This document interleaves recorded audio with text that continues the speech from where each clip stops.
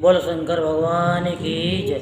अब हम आपको शिव महापुराण में ब्रह्मा जी की मानसी सृष्टि, ब्रह्मा जी की मूर्छा, उनके मुख से रुद्र देव का प्राकट्य से प्राण एवं ब्रह्मा जी के द्वारा 8 नामों से महेश्वर की स्तुति तथा रुद्र की आज्ञा से ब्रह्मा द्वारा सृष्टि रचना की कथा आपको विस्तार पूर्वक सुनाते हैं। तो आप मन को एकाग्र करते हुए शांतिपूर्वक कथा को श्रवण करेंगे और धर्म लाभ प्राप्त करेंगे। वायु बोले, इसके पश्चात बुद्धि पूर्वी का सृष्टि का चिंतन करते हुए उन ब्रह्मा जी को ध्यान काल में तमो में मोह की प्राप्ति हुई। उस समय उन महात्मा से तम, मोह, महामोह, तामिश्र, अंधतामिश्र नामक पंच प्रभा अविद्या उत्पन्न हुई। उस समय उन अभिमानी ब्रह्मा के ध्यान करते रहने पर वह यानी ये सर्ग 5 प्रकार से प्रकट हुआ। ये सभी ओर से अंधकार से पूर्णतः उसी प्रकार व्यापक था जैसे कुंभ बीज को आवृत किए रहता है। वह बाहर से और बाहर भीतर से प्रकाशित यानी प्रकाश रहित और निश्चल तथा संज्ञाहीन था। अतः उसमें होने वालों की बुद्धि, मुख तथा इंद्रियां ये सब ढके हुए थे। अतः आवृत रूप वाले, स्वरूप वाले वे सब नग कहे गए और ये सर्ग मुख्य सर्ग कहलाया।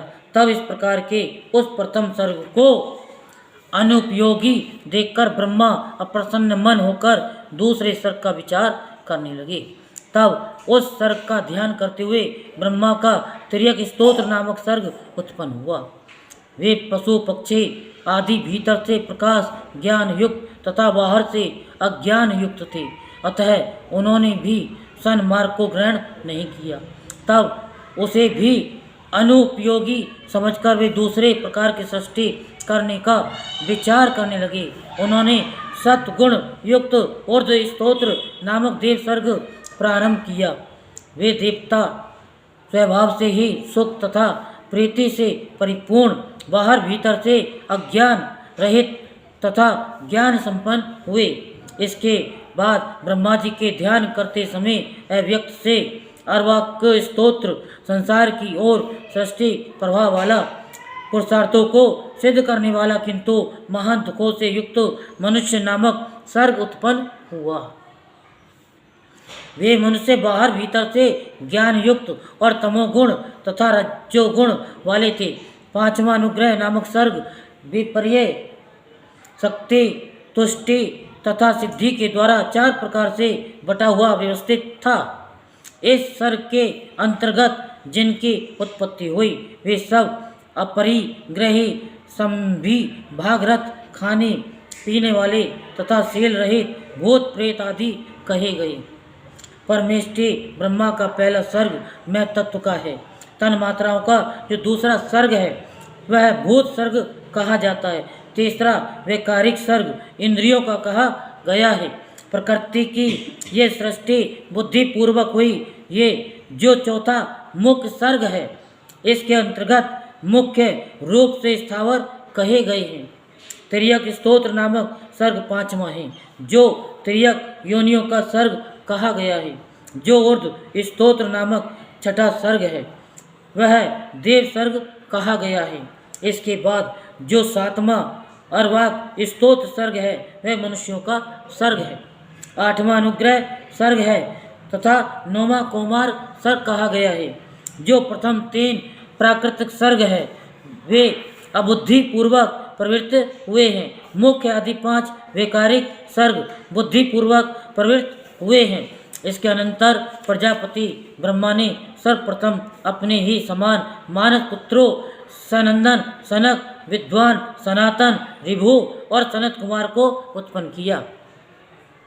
उन सभी को योगी वीतराग तथा अभिमान रहित जानना चाहिए। ईश्वर में आसक्त मन वाले उन सबका मन सृष्टि कार्य में नहीं लगा। सृष्टि की अपेक्षा से रहित उन सनक आदि के चले जाने पर सृष्टि करने की इच्छा वाले ब्रह्मा ने महान तप किया। इस प्रकार बहुत समय तक तप करते हुए ब्रह्मा को जब कोई भी फल नहीं मिला तब दुख के कारण उन्हें क्रोध उत्पन्न हुआ। क्रोध से आविष्ट उन ब्रह्मा के नेत्रों से आंसू की बूंदें गिरने लगी। तब उन आंसू की बूंदों से भूत प्रेत उत्पन्न हुए। अपने आंसुओं से उत्पन्न उन सभी को देखकर ब्रह्मदेव ने अपनी निंदा की। उस समय क्रोध और अमर्ष के कारण उनको तीव्र मूर्छा आ गई और मूर्छित तथा क्रोधाविष्ट प्रजापति ने अपने प्राण त्याग दिए। तब प्राणों के अधिष्ठाता भगवान नीललोहित रुद्र उन पर सीम कृपा करने के लिए उन प्रभु ब्रह्मा जी के मुख से प्रकट हुए। उत्पन्न होकर उन सामर्थशाली रुद्र ने स्वयं को 11 भागों में विभक्त कर लिया। तत्पश्चात भगवान शिव ने उन 11 रुद्रों से कहा, हे पुत्रों, मैंने लोक के कल्याण के लिए तुम लोगों की सृष्टि की है, अतः तुम लोग समस्त लोकों की स्थापना, उनके कल्याण तथा प्रजा संतान की वृद्धि के लिए आलस्य से रहित होकर प्रयत्न करो। तब इस प्रकार कहे गए वे सभी रुद्र रोने लगे और चारों ओर भागने लगे। रुदन करने और भागने के कारण वे रुद्र नाम से प्रसिद्ध हुए। जो रुद्र हैं वे ही प्राण हैं, जो प्राण हैं वे ही महामना रुद्र हैं। इसके पश्चात दयालु ब्रह्मपुत्र महेश्वर ने मरे हुए परमेष्टि ब्रह्मदेव को पुनः प्राण प्रदान किए। ब्रह्मा जी के शरीर में पुनः प्राण संचार हो जाने से प्रसन्न मुख वाले विश्वेश्वर रुद्र ब्रह्मा जी से उत्तम वचन कहने लगे। हे वरंचे, हे जगत गुरु, हे महाभाग, भय मत करो, भय मत कीजिए। हे सुव्रत, मैंने आपको प्राणदान दिया है, अतः सुखपूर्वक उठिए। इसके पश्चात सपन के अनुभव के समान उस मनोहर वाक्य को सुनकर विकसित कमल के समान नेत्रों से शिव जी की और धीरे धीरे देख करके लौटे हुए प्राण वाले ब्रह्म देव ने हाथ जोड़कर उन्हें उद्देश्य करके कोमल तथा गंभीर वाणी में कहा, आप अपने दर्शन मात्र से मेरे मन को आह्लादित कर रहे हैं। आप कौन हैं जो संपूर्ण जगत के रूप में स्थित है? क्या वे ही भगवान आप 11 रूपों में प्रकट हुए हैं? उनके उस वचन को सुनकर देवताओं के स्वामी महेश्वर ने अपने परम सुहृद हाथों से ब्रह्मा जी का स्पर्श करते हुए कहा, मुझ परमात्मा को अपने पुत्र रूप में आया हुआ समझिए और ये 11 रुद्र आपके रक्षा हेतु तो यहाँ आए हैं। अतः मेरे अनुग्रह से इस तीव्र मूर्छा का त्याग करके जागिए और पूर्व की भांति प्रजाओं की सृष्टि कीजिए। भगवान शंकर का ऐसा कहने पर विश्वात्मा ब्रह्मा प्रसन्नचित्त हो गए और 8 नामों वाले स्तोत्र से परमेश्वर की स्तुति करने लगे। ब्रह्मा जी बोले, हे भगवान रुद्र, अमित तेजस्वी सूर्य मूर्ति, आप ईशान को नमस्कार है। रस स्वरूप जल में विग्रह वाले आप भव देवता को नमस्कार है। सर्वदा गंध गुण से समन्वित पृथ्वी रूपधारी आप सर्व को नमस्कार है। स्पर्श में बसो वायु रूपधारी उग्र स्वरूप आप उग्र को नमस्कार है। यजमान मूर्ति आप पशुपति को नमस्कार है। अतएव तेजो में अग्नि मूर्ति आप रुद्र को नमस्कार है। शब्द तन मात्रा से युक्त आकाश मूर्ति आप भीम को नमस्कार है। सोम स्वरूप अमृत मूर्ति आप महादेव शिव जी को नमस्कार है। इस प्रकार लोक पिता में ब्रह्मा विश्वेश्वर महादेव की स्तुति कर अत्यंत विनीत वाणी से उनकी प्रार्थना करने लगे। हे भगवान, हे भूत भवे, हे मेरे पुत्र महेश्वर, हे कामनाशक, आप सृष्टि के निमित्त मेरे शरीर से उत्पन्न हुए हैं। हे जगत प्रभु, इस महान कार्य में संलग्न मेरी सभी जगह श्रेष्ठ सहायता कीजिए और श्रेष्ठ प्रजाओं की सृष्टि कीजिए। उनके द्वारा इस प्रकार प्रार्थित हुए त्रिपुर मर्दन शंकर रुद्रदेव ने ठीक है ऐसा कहकर उनकी बात स्वीकार कर ली। इसके पश्चात भगवान ब्रह्मदेव उन हर्षित रुद्र का अभिनंदन करके सृष्टि करने के लिए उनकी आज्ञा लेकर अन्य प्रजाओं की रचना करने लगे। ब्रह्मा ने मारीचि, भृगु, अंगिरा, पुलस्त, पुलह, क्रतु, दक्ष, अत्रि, वशिष्ठ को अपने मन से उत्पन्न किया। फिर उन्होंने धर्म तथा संकल्प की रचना की। सबसे पहले ब्रह्मा जी के ये 12 पुत्र कहे गए हैं। ये सभी पुराण पुरुष और गृहस्थ धर्म का पालन करने वाले हैं, जो रुद्र के साथ उत्पन्न हुए हैं। देवगणों सहित इनके 12 दिव्य वंश कहे गए हैं। वे सभी प्रजावान, क्रियावान तथा महर्षियों से विभूषित हैं। तत्पश्चात जल में स्थित हुए रुद्र सहित ब्रह्मा जी ने देवता, असुर, पितृ तथा मनुष्य इन चारों को रचने की इच्छा की। अतः सृष्टि के लिए ब्रह्मा जी ने समाधिस्थ होकर चित्त को एकाग्र किया। उन्होंने अपने मुख से देवगणों को, कक्ष से पितरों को, जघन देश से सभी असुरों को तथा शिशिन भाग से मनुष्य को उत्पन्न किया। उनके गुदा स्थान से भूखे राक्षस उत्पन्न हुए। उनके वे पुत्र तमोगुण तथा रजोगुण से समन्वित महाबली निशाचर हुए। इसी प्रकार सर्प, यक्ष, भूत तथा गंधर्व उत्पन्न हुए। उन्होंने पक्ष भाग से शब्द करने वाले पक्षियों को तथा अन्य पक्षियों को छाती से उत्पन्न किया। मुख से अजों को तथा पार्श्व स्थान से सर्पों को उत्पन्न किया। उन्होंने पैरों से घोड़े, हाथी, खरव, गव, मृग, ऊंट, खच्चर, बारहसिंगा तथा अन्य पशु जातियों को उत्पन्न किया। रोमावलियों से औषधियों और फल मूलों का प्राकट्य हुआ। ब्रह्मा जी के पूर्ववर्ती मुख से गायत्री, छंद, ऋग्वेद, त्रिव्रत, स्तोम, रथंतर, साम तथा अग्निष्टोम नामक यज्ञ की उत्पत्ति हुई। उनके दक्षिण मुख से यजुर्वेद, त्रिटुप, छंद, पंचदश, स्तोम, व्रत, साम और उक्त नामक यज्ञ की उत्पत्ति हुई। उन्होंने अपने पश्चिम मुख से सामवेद, जगती, छंद, सप्तदश, स्तोम, वैरूप्य, साम और आति रात्र नामक यज्ञ को प्रकट किया।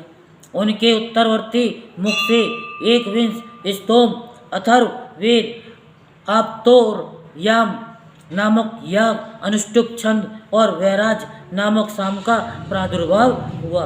उनके अंगों से और भी बहुत से छोटे बड़े प्राणी उत्पन्न हुए। उन्होंने यक्ष, पिशाच, गंधर्व, अप्सराओं के समुदाय, मनुष्य, किन्नर, राक्षस, पशु, पक्षी, मृग और सर्प आदि संपूर्ण नित्य एवं अनित्य स्थावर जंगम जगत की रचना की। उनमें से जिन्होंने जैसे जैसे कर्म पूर्व कल्पों में अपनाए थे, पुनः पुनः सृष्टि होने पर उन्होंने फिर उन्हीं कर्मों को अपनाया। नूतन सृष्टि होने पर भी वे प्राणी अपनी पूर्व भावना से भावित होकर हिंसा से युक्त मृदु, कठोर, धर्म, अधर्म तथा सत्य और मिथ्या कर्म को अपनाते हैं, क्योंकि पहले की वासना के अनुकूल कर्म ही उन्हें अच्छे लगते हैं। इस प्रकार विधाता ने ही स्वयं इंद्रियों के विषय, भूत और शरीर आदि में विभिन्नता एवं व्यवहार की सृष्टि की। उन पितामह ने कल्प के आरंभ में देवता आदि प्राणियों के नाम, रूप तथा कार्य विस्तार को वेदोक्त वर्ण का अनुसार ही निश्चित किया। ऋषियों के नाम तथा जीविका साधक कर्म भी उन्होंने वेदों के अनुसार ही निर्दिष्ट किए। अपनी रात्रि के व्यतीत होने पर अजन्मा ब्रह्मा ने स्वरचित प्राणियों को वे ही नाम और कर्म दिए जो पूर्व कल्प में उन्हें प्राप्त थे। जिस प्रकार भिन्न भिन्न ऋतुओं के पुनः पुनः आने पर उनके चिन्ह और नाम, रूप आदि पूर्वत रहते हैं, उसी प्रकार युगादि काल में भी उनके पूर्व भाव ही दृष्टिगोचर होते हैं। इस प्रकार स्वयंभू ब्रह्मा जी की लोक सृष्टि उन्हीं के विभिन्न अंगों से प्रकट हुई है।